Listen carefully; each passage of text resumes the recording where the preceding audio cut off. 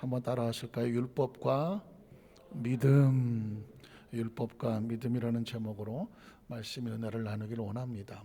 우리가 신앙생활을 하다 보면 신앙생활 속에 두 가지 중에 한 가지를 선택하거나 아니면 또 두 가지를 또 함께 묶어서 선택하거나 여러 가지 또 약간 이거 어떻게 해야 되지? 라는 딜레마에 빠질 때도 있습니다. 예를 들면 성경은 구약과 신약으로 되어 있습니다.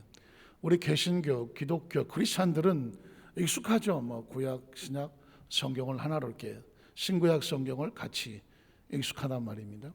그러나 이게 익숙하지 않은 종교도 있어요. 구약만 믿는 종교도 있습니다. 신약을 믿지 않아요. 신약을 믿지 않는다는 얘기는 누굴 믿지 않나요? 예수 그리스도를 믿지 않습니다. 예수 그리스도를 하나님의 아들로 믿지 아니하니까 신약을 믿을 수가 없어요. 그렇다고 해서 그 사람들이 하나님을 믿지 않느냐? 하나님은 믿어요. 구약 성경을 믿는 거죠. 구체적으로 유대인들이 그렇죠. 유대교가 그렇습니다. 유대교들은 지금도 예수를 구주로 믿지 않기 때문에 여호와 하나님 하면서 하나님의 말씀을 구약을 가지고 있어 율법과 선지서를 믿는단 말이죠. 그러나 그들은 구약 성경만 믿습니다. 사실 이슬람교도 코란이라고 하는 것은 거의 구약과 그리고 다른 어떤 코란과 다른 어떤 성경을 같이 섞어서 그들은 교리를 가지고 있는데 그들 역시도 구약 성경을 자기들의 경전으로 쓰고 있습니다. 반대로 신약만 믿는 사람도 있습니다. 신약. 그런 종교도 있습니다. 그러니까 구약은 이스라엘 역사지 우리가 구약에 있는 하나님을 믿을 필요가 뭐가 있냐. 우린 오직 예수님만 믿는다. 그러면 여기 헷갈리죠. 크리스천들은 오직 예수는 우리가 쓰는 말 아닌가? 오직 예수? 그런데 오직 예수교라고 있어요. 이건 이제 기독교에서 이제 이단으로 보게 되죠.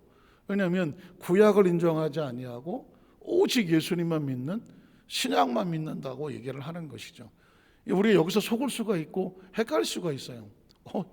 오직 예수, 신약, 우리 또 신약을 믿는데 그러나 오직 예수교라고 하는 정말 너무 익숙한 단어긴 하지만 기독교와는 좀 차이가 있습니다. 왜냐하면 기독교는 구약과 신약을 같은 하나님의 말씀으로 믿습니다. 그래서 구약은 오실 메시아에 대한 예언의 말씀이 되어 있고 구약에 오실 메시아를 우리가 믿어야 신약에 오신 메시아를 믿는 것이죠. 오신 메시아를. 구약을 믿지 않는다면, 구약을 인정하지 않는다면 예수님은 어디서 떨어진단 말입니까? 예수를 어떻게 알 수 있단 말입니까? 구약을 알아야 예수를 알고 예수님을 알아야 신약의 약속을 알게 되고 다시 오실 예수님을 믿게 된다는 것이죠. 그래서 그냥 신구약 성경 하나님 말씀 이렇게 하지만 조금 세분에 들어가다가 보면 그런 세계가 있습니다. 그 전에 제가 한번 언급을 했지만 예정론이냐 만인구원론이냐 신학적인 용어긴 하지만 그래도 크리스천들은 과연 우리가 믿는 구원의 은총은 우린 예정된 사람인가 아니면 누구든지 죄를 부른 자는 구원을 얻으리로다 우린 구원의 만인 구원론에 들어있는 사람인가 헷갈리죠. 수도 없이 아마 어려서 장로교를 다니셨던 분들은 아마 예정론에 많이 익숙해 있을 것이고 우리 순복음의 교리는 그럼 예정론인가 만인 구원론인가 이 부분에 대해서는 들어보신 분도 계시고 또 듣는 이 처음이신 분도 계실 것입니다. 순복음에서는 예정론보다는 만인 구원론 누구든지 죄 이름을 부르는 자는 구원을 얻으리로다 라고 하는 예수 이름을 부르는 자에게는 누구나 구원을 얻을 수 있다라고 하는 구원론을 가지고 있습니다. 그러면 장로교에서 말하고 있는 예정론은 틀렸느냐? 틀렸다고 할 수도 없는 거예요. 다만 예정론이나 만인 구원론이나 이거는 하나님의 영역이라 인간이 신학적으로 이렇게 보는 견해만 다를 뿐이지 사실 궁극적인 구원에는 전적인 하나님의 영역입니다. 그 전에 조영기 목사님이 설교하실 때 그런 이제 말씀을 하신 적이 한 번 있어요. 우리 순복음은 만인 구원론이다. 그런데 오랜 세월 목회를 하다가 보니까 목회 현장 속에서 느껴지는 것은 어쩌면 하나님이 예정된 사람은 따로 있지 않을까? 이런 생각을 갖게 되더라. 그러면서 예를 하나 들었는데 기도원의 어떤 투스타로 예비역 전역하신 이제 장군이, 예비역 장군이 암으로 인해서 말기암으로 기도원에 이제 식구들이 같이 갖다 놨다는 것입니다. 근데 아시는 분들도 조 목사님도 친분도 있고 해서 목사님 오셔서 꼭 기도 한번 해주십시오. 그래서 기도원에 같이 기도하러 가셨다가 이제 그 장군을 위해서 기도해 주러 갔었다는 거죠. 그런데 아무리 얘기를 해도 말기암에 걸렸고 이제 내일 모레 정말 죽느냐 사느냐 하는 사람이 절박한 위기에 섰으면 그래도 누군가 자기를 위해서 같이 기도를 해주고 정말 그런 마음으로, 그래도 조영희 목사님 이름은 알 거 아니겠습니까? 그래서 하면 그래도 예의라도 있고 또 기도하면 같이 기도하는 마음도 있고 그리고 또 살고 싶은 의욕도 있고 해서 정말 같이 기도하리라고 생각했는데 전혀 아니었다는 것입니다. 장군님 제가 기도 좀 해드릴까요? 라고 그랬더니 목사님, 제가 목사님 명성과 존함은 익히 알고 있는데 저를 위해서 기도하실 필요는 없습니다. 보통은 감사합니다 이렇게 하지 않겠습니까? 아무리 안 믿는 사람이라도. 그런데 뭐라고 말하냐면 그럴 필요는 없습니다. 기도란 나약한 자들이나 정말 그들의 신앙의 안위를 위해서 뭐 구하는 거지, 나같이 평생을 군복을 입고 군에서 정말 잔뼈가 굵고 하늘에 별을 2개나 달았던 사람이 나약하게 내가 무슨 기도를 하겠습니까? 괜찮습니까? 괜찮습니다. 딱 돌아 눕더라는 것입니다. 그때 마음의 절벽이라고 하는 것은 어떻게 할 수가 없더라는 것입니다.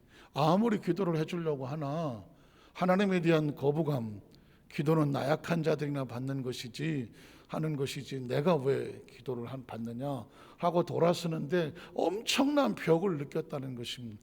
이 영혼은 하나님의 긍휼과 은혜로 이게 구원 받아야 될 여지가 보이지가 않더라는 것입니다.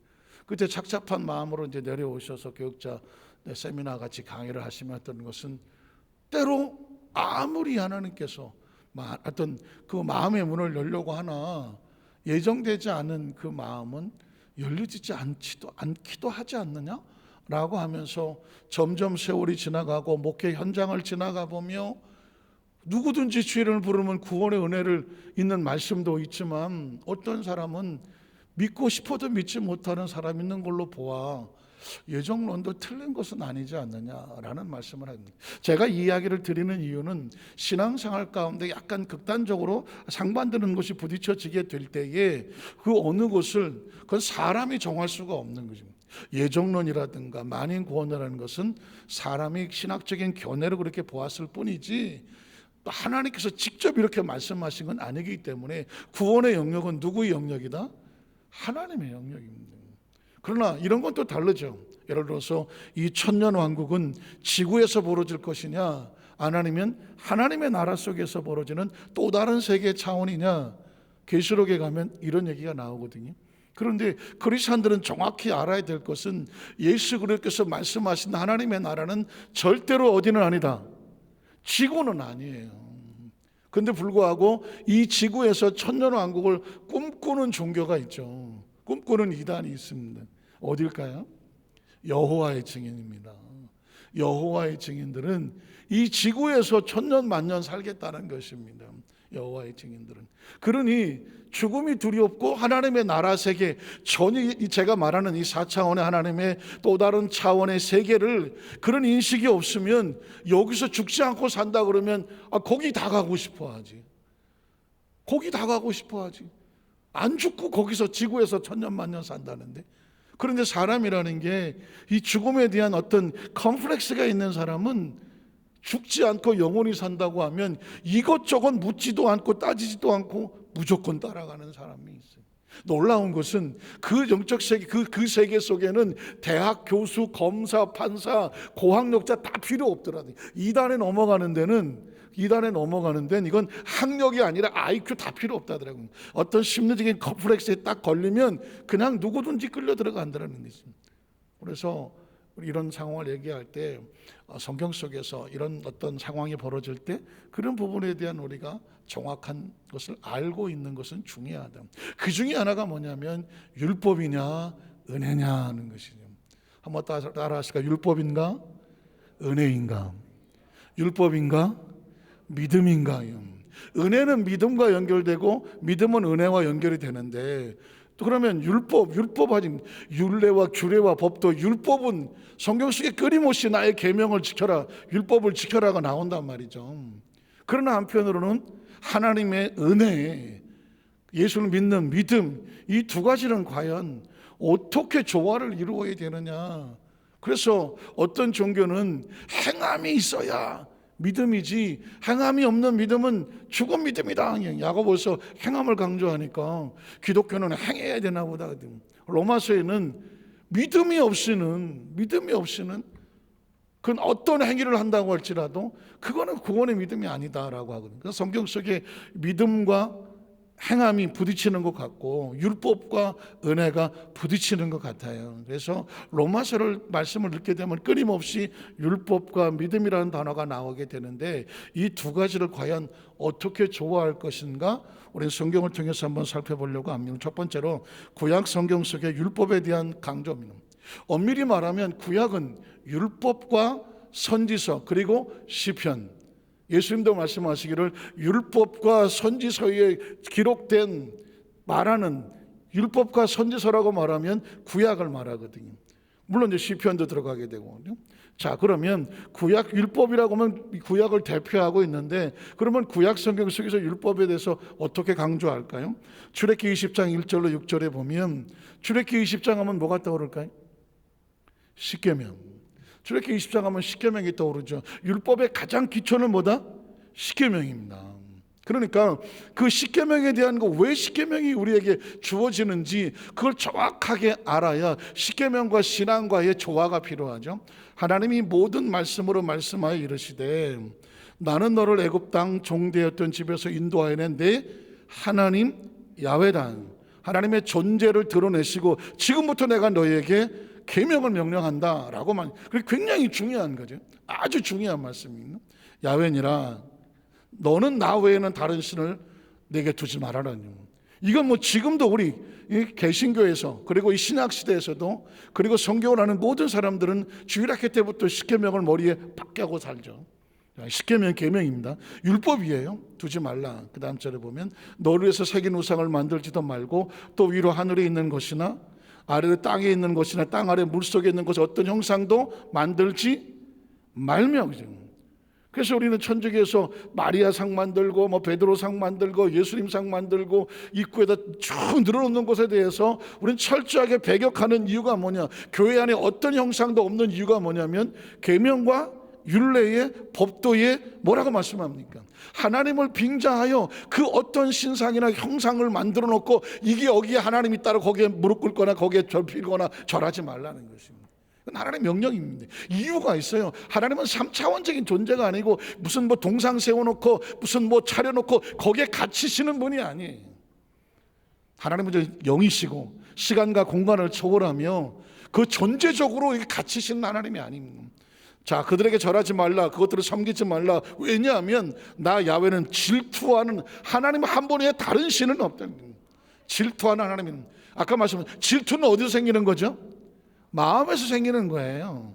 하나님의 마음은 나는 네가 나한테 모든 마음을 다 줬으면 좋겠어.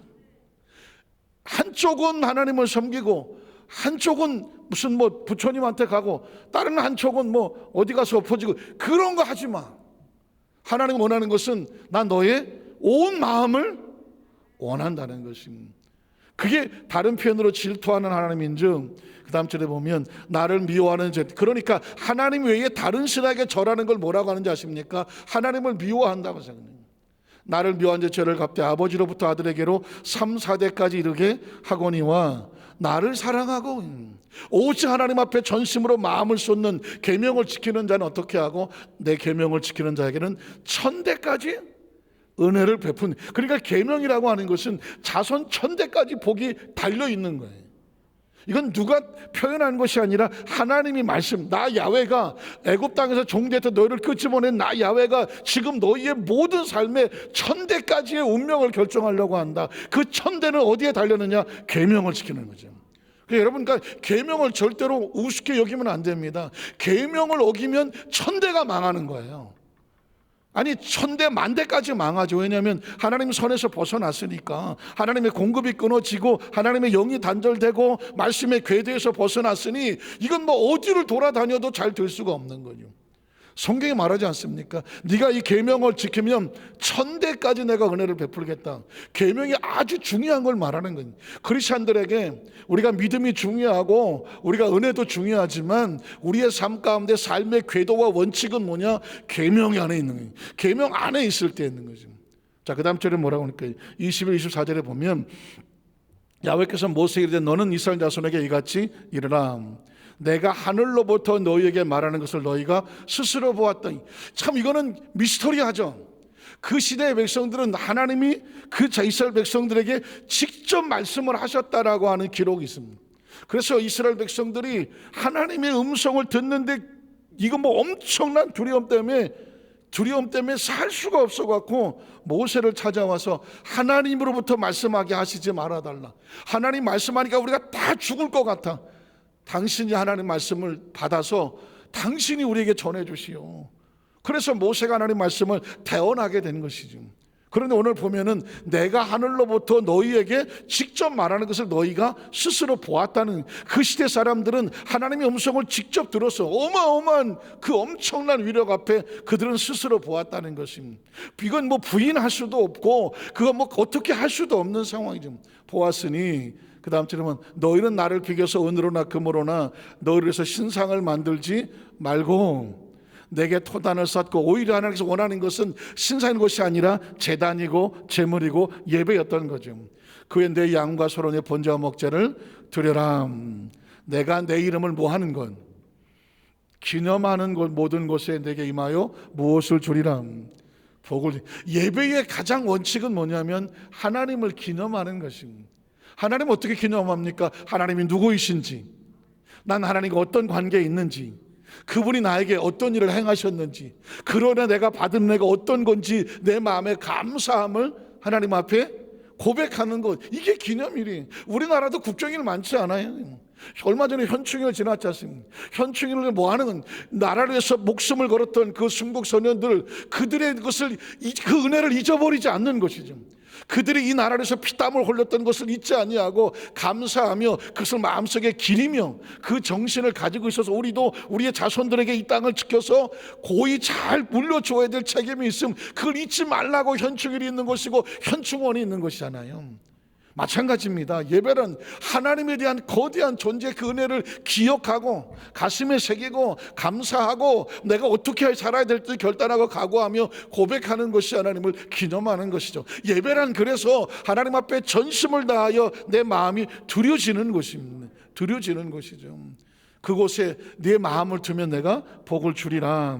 자, 그래서 이스라엘 백성들의 구약성이건 창세부터 말라기까지 보면 계속 너희 자손들에게 이 계명을 가르쳐라. 그러면 내가 너희가 살고 구원받고 복받는 일은 뭐냐? 계명 안에 있다는. 신명기 6장 1절에서 3절에 보면 이는 곧 너희 하나님 야훼께서 너희에게 가르치라고 명하신 명령과, 수도 없이 나오죠. 명령과 규례와 법도라. 너희가 건너가서 찾을 땅에서 행할 것이니 곧 너와 네 아들들과 네 손자들이 평생에 네 하나님 야훼를 경외하며, 그 말씀의 원칙을 하나님 주신 것 하나님을 경외하며 내가 너에게 명한 것은 명령이죠. 모든 규례와 명령을 지키게 하게 하는 것. 하나님의 모든 관심은 이 백성이 하나님의 선택된 백성이니까 그냥 자기 마음대로 하고 싶어서 사는 게 아니라 하나님께서 원하시는 규례가 있고 법도가 있고 율례가 있고 계명이 있는데 그걸 어떻게 하고 살아라? 어떻게 살아라? 지키며 살아라. 지키기 위한 것이며 또 그래야 내 날이 어떻게 된다? 장구하게 됩니다. 이 결론부터 얘기하면 하나님이 만든 이 생명이 어떻게 하면 잘 사는지, 어떻게 하면 건강하게 사는지, 어떻게 하면 오래 사는지, 어떻게 하면 복을 받고 살아가는지, 어떻게 하면 번성한지, 어떻게 하면 형통한지, 어떻게 하면 행복한지, 그 원리와 원칙과 매뉴얼이 뭐냐? 계명인 거예요. 계명인 겁니다.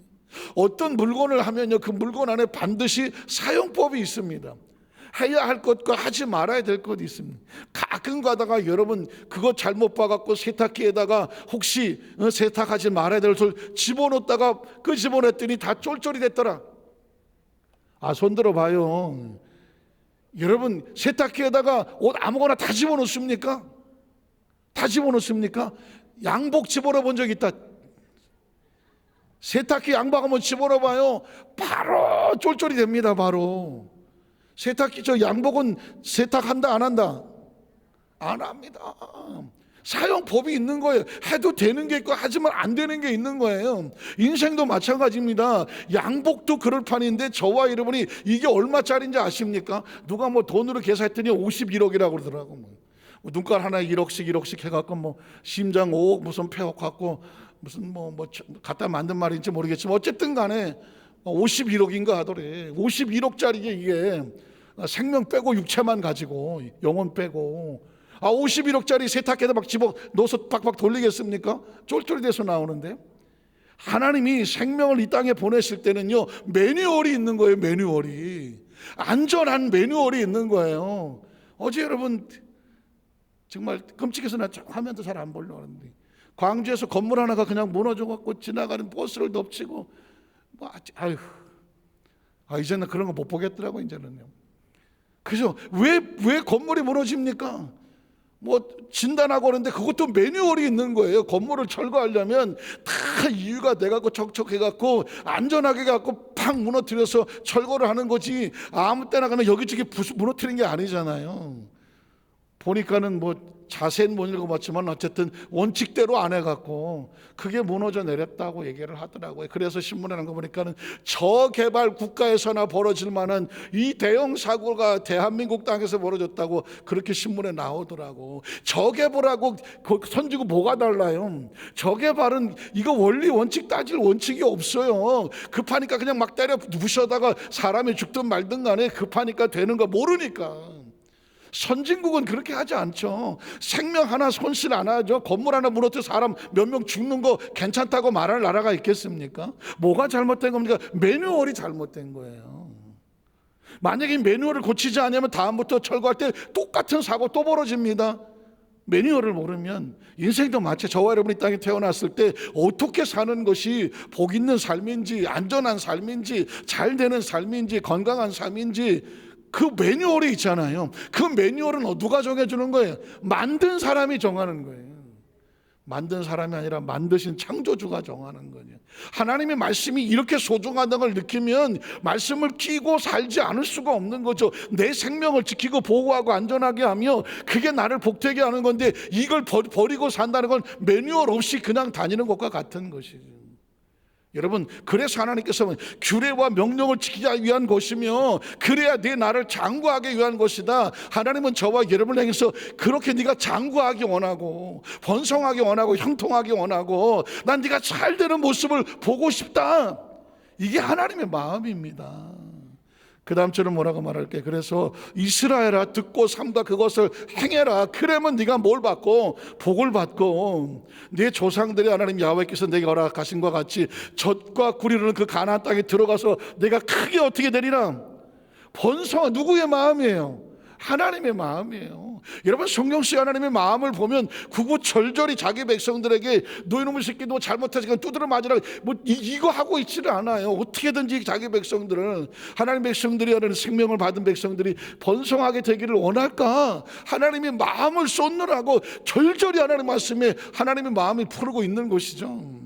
4절로 9절에 보면 이스라엘 들으라 우리 하나님 야훼는 오직 유일한 야훼이시니 너는 마음을 다하고 뜻을 다하고 힘을 다해서 내 하나님 야훼를 사랑해라. 그럼 어떻게 되냐? 계명이 그거거든. 오늘 내가 네게 명하는 이 말씀을 너는 마음에 새기고 네 자녀에게 부지런히 가르쳐라. 집에 앉을 때든지 길을 갈 때든지 누워있을 때든지 일어나 앉을 때든지 이 말씀을 끊임없이 내 자녀와 자손들에게 강론할 것이며 너는 또 그것을 내 손목에 매어 기호를 삼으며 네 매간에 붙여 표로 삼아서 순간에 잊어버리지 말며 내 문설주에 바깥문에 기록해서 들락날락 할 때마다 말씀을 깨달아 알게 하라. 7장에 보면 자 그런즉 너는 알라 오직 네 하나님 야훼는 하나님이시고 신실하신 하나님이라. 그를 사랑하고 그의 계명을 지키는 자에게 또 천대까지 그의 언약을 이행하시며 은혜를 베푸시되 그를 미워하는 자에게는 계명 매뉴얼에서 벗어나면 그냥 제가 말씀드린 하나님의 나라는 원리 원칙이 바깥에 비가 오는데 그냥 튀어나가면 젖는 거예요. 그건 그게 원칙이에요. 비를 안 맞으려면 안으로 들어오는 거죠. 사람의 생명이 안전하려면 말씀 안으로 들어오는 거예요. 말씀 바깥으로 나가서 살아서 무슨 일을 만나든 자기의 선택이죠. 신앙은 선택인 것이죠. 계명을 던져놓고 하나님께서 철창에다 사람을 갖다 놓고 맨날 말씀대로 살려고 기계처럼 만들지 않잖아요. 하나님께 우리에게 뭘 말합니까? 말씀을 주었으니 그 말씀에 네 무엇을 달라? 마음을 달라고 하는 것이죠. 하나님은 강압적이거나 무슨 강제로 복종시키시는 분이 아니에요. 하나님께서 우리가 원하는 건 무엇이다? 하나님을 스스로 선택하고 하나님을 사랑하여 너의 무엇을 달라? 마음을 달라는 것이죠. 하나님 마음 달라. 미워한 자에게는 당장에 보응하며 멸하시나니 야훼는 자기를 미워한 자에게 지체하지 아니하시고 당장에 그에게 보응하시느니라. 그런즉 결론은 또 그러죠. 오늘 내가 내게 명하는 명령과 규례 법들을 지켜 행할지니라. 너희가 이 모든 법들을 듣고 지켜 행하면 네 하나님 야훼께서 내 조상들에게 맹세하신 언약을 지켜 내게 인애를 베푸실 것이라. 또 너를 사랑하시고 복을 주사. 이 계명을 주신 목적이 뭔지 아세요? 너를 사랑하시고 복을 주사 너를 번성하게 하시며 내게 주리라고 내 조상들에게 맹세하신 땅에서 내 소생에게 은혜를 베푸시며 내 토지의 소산과 곡식과 포도주와 기름을 풍성하게 하시고 내 소와 양을 번식하게 하시리니 내가 복을 받음이 만민보다 훨씬 더하여 너희 중에 남녀와 너희 짐승의 암수에 생육하지 못함이 없을 것이며 야훼께서 또 모든 질병을 내게서 멀리 하사 너희가 하는 애굽의 악질에 걸리지 않게 하시고 너를 미워하는 모든 자에게 걸리게 하실 것이라. 네 하나님 야훼께서 내게 넘겨신 모든 민족을 내 눈이 긍휼히 여기지 말고 진멸하며 그들의 신을 섬기지 말라. 그것이 너에게 올무가 되리라. 이 계명이 하나님 주신 의도를 아시겠습니까?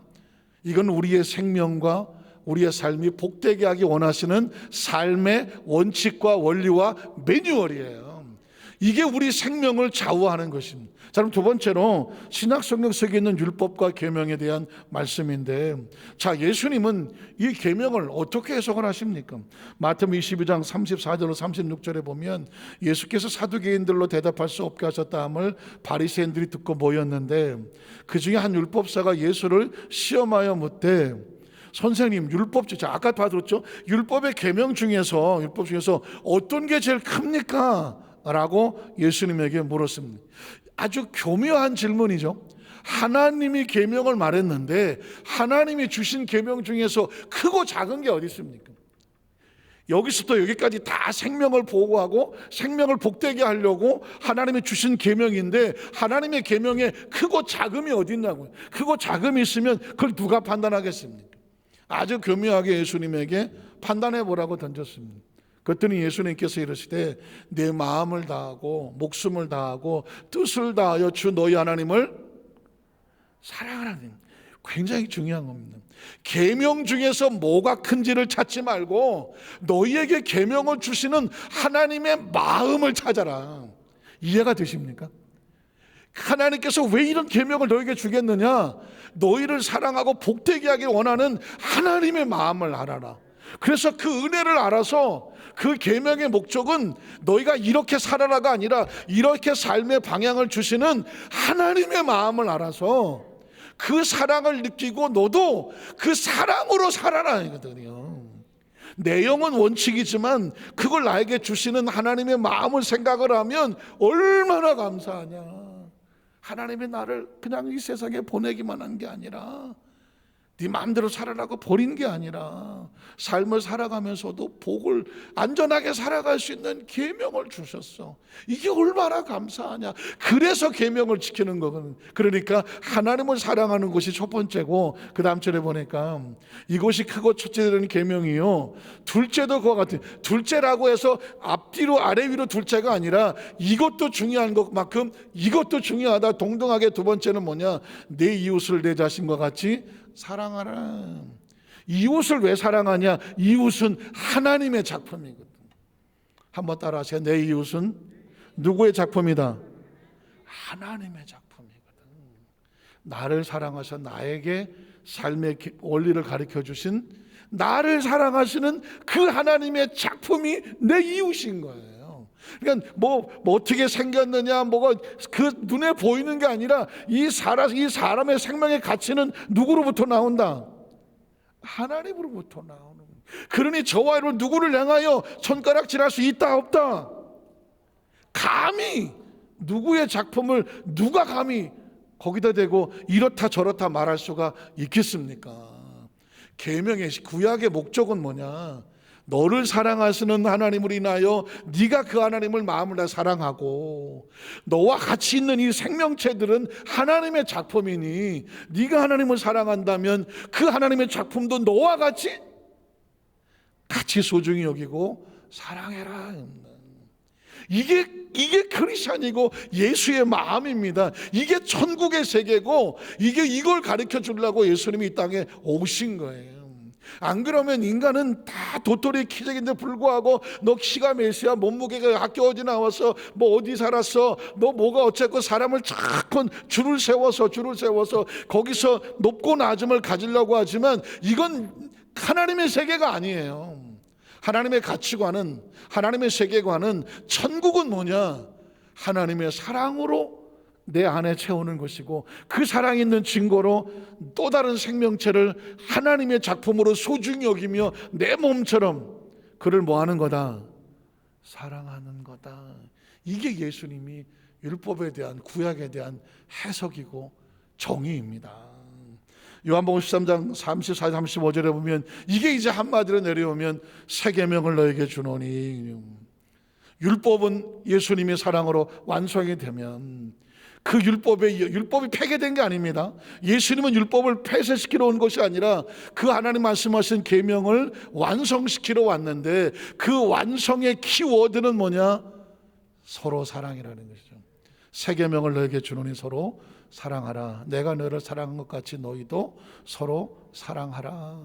너희가 서로 사랑하면 비로소 저 사람들 크리스찬이구나.